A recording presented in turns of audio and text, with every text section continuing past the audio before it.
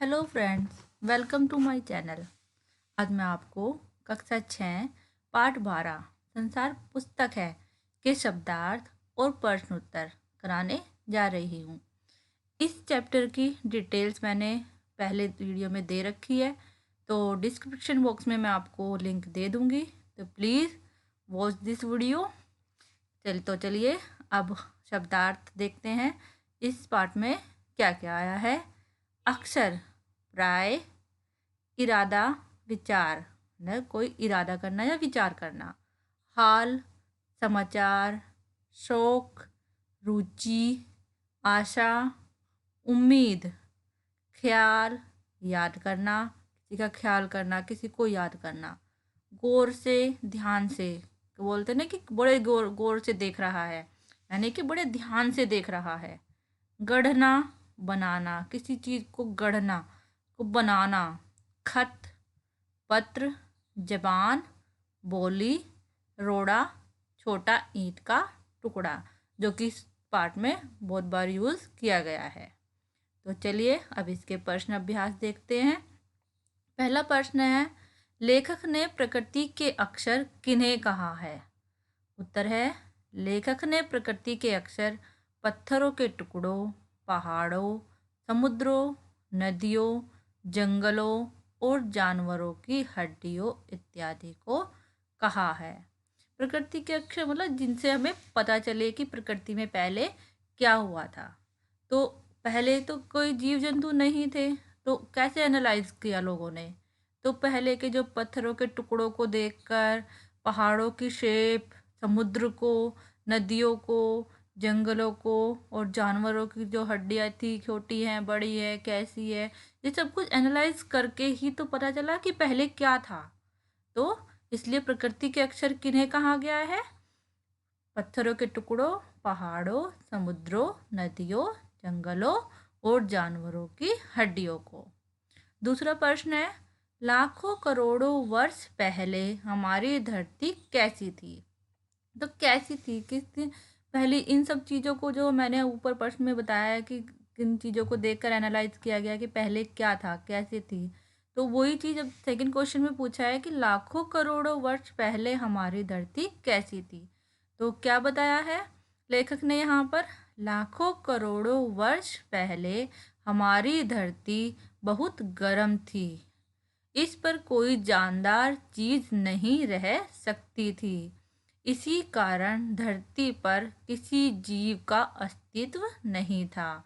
धीरे धीरे परिवर्तन हुआ और पौधों, जीव जंतुओं ने जन्म लिया। यानी कि करोड़ों वर्ष पहले तो क्या थी, बहुत ज़्यादा गर्म थी, इतनी गर्म कि यहाँ पर कोई भी जीव जो जान होती है, जिसमें जो सांस लेती है, वो चीज़ नहीं थी, किसी का कोई अस्तित्व था ही नहीं। फिर धीरे धीरे प्रकृति ने परिवर्तन लेना शुरू किया, नदियाँ, झीलें, पहाड़, ये सब थोड़ा नरम होना शुरू, तो इस वजह से फिर बाद में जीव जंतुओं का जन्म हुआ। अगला प्रश्न है, दुनिया का पुराना हाल किन चीज़ों से जाना जाता है? कुछ चीज़ों के नाम लिखो। यानी कि पहले की जो कुछ चीज़ों को देखकर कैसे पता लगाया जाता है कि पहले दुनिया कैसी थी? तो उत्तर है, दुनिया का पुराना हाल चट्टानों के टुकड़ों, वृक्षों, पहाड़ों, सितारे, नदियों, समुद्र, जानवरों की हड्डियों आदि चीज़ों से जाना जाता है, जो कि पहले भी बताया गया है कि इन सब चीज़ों को देखकर ही पता लगाया जाता है कि पहले क्या था, कैसी दुनिया थी। अगला प्रश्न है, गोल चमकीला रोड़ा अपनी क्या कहानी बताता है? इसमें लेखक ने गोल चमकीले रोड़े की बात कही है, तो इसमें उन्हें पूछा है कि वो अपनी क्या कहानी बताता है, कि वो पहले कैसा था और अब वो इतना छोटा या इतना छोटा रोड़ा कैसे बन गया। तो वो बताता है, गोल चमकीला रोड़ा अपनी कहानी बताता है कि वह भी किसी चट्टान का हिस्सा था, यानी कि एक बड़ी चट्टान का हिस्सा था वो भी। वह चट्टान से टूटकर नीचे गिरा, बारिश के पानी में बहकर घाटी तक आया, वहां से एक पहाड़ी नाले ने उसे धकेलकर दरिया में पहुंचा दिया।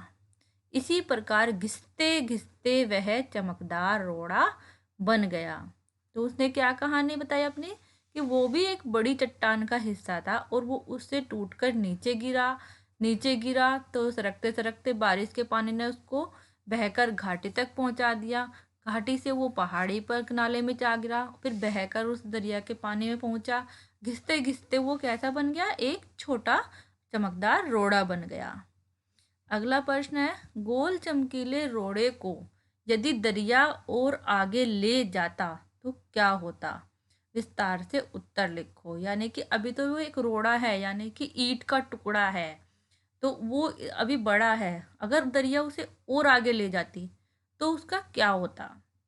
तो देखिए उत्तर, गोल चमकीले रोड़े को यदि दरिया और आगे ले जाता तो वह छोटा होते होते अंत में बालू का एक कण हो जाता और समुद्र के किनारे अपने भाइयों से जा मिलता, जहाँ एक सुंदर बालू का किनारा बन जाता जिस पर छोटे छोटे बच्चे खेलते और बालू का घर बनाते। यानी कि अगर गोल चमकीला रोड़ा दरिया उसे बहाकर और आगे ले जाती तो क्या होता कि वो घिसता रहता और एक बहुत छोटा सा बालू का रेत का कण बन जाता और जाकर के समुद्र के किनारे जो और बालू रेत के कण थे उनमें जाकर मिल जाता और वहां पर एक सुंदर सा किनारा हो जाता है। हर जगह रेत ही रेत दिखाई देता है। तो वहां पर क्या करते हैं, छोटे बच्चे खेलते हैं और उस रेत से अपना घर बनाते हैं। अगला प्रश्न है, नेहरू जी ने इस बात का हल्का सा संकेत दिया है कि दुनिया कैसे शुरू हुई होगी। उन्होंने क्या बताया है?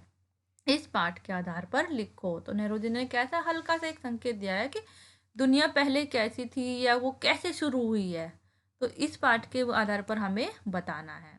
तो देखिए उत्तर, नेहरू जी ने बताया कि लाखों करोड़ों वर्ष पहले जब इस धरती का जन्म हुआ था तब इस पर इतनी गर्मी थी कि कोई जीवित मनुष्य या जीव जंतु नहीं रह सकता था। यानी कि इतनी गर्म थी ये धरती कि इस पर कोई भी सांस लेने वाला प्राणी नहीं रह सकता था।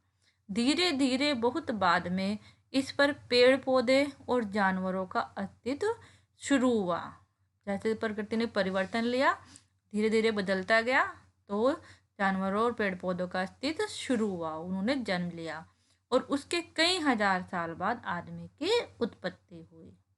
तो उसके बहुत सालों बाद फिर क्या हुआ, मनुष्य आदमी की उत्पत्ति हुई। तो धन्यवाद, मिलते हैं अगली वीडियो में अगले पाठ के साथ।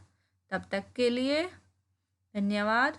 देखते रहिए, खुश रहिए और ध्यान से पढ़ते रहिए।